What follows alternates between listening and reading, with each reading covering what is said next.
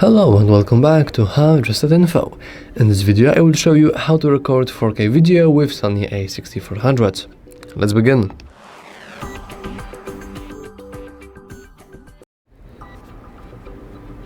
In order to record a 4K video, all you want to do is go to the menu, go to first Movie tab.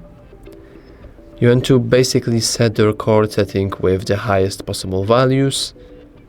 If you are unaware of what this means, you can always press the trash bin icon and it will basically tell you.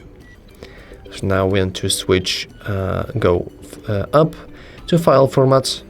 As you can see, our current format is the HD. We want to switch to 4K. And now we have different settings, with the ability to choose between 100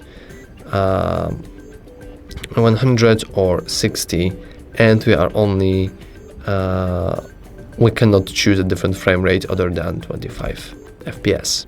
So if we go back to recording, we can now record a video by pressing movie button just right here.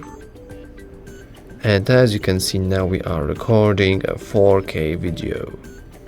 You can always play around with the lenses if you want to, and zoom.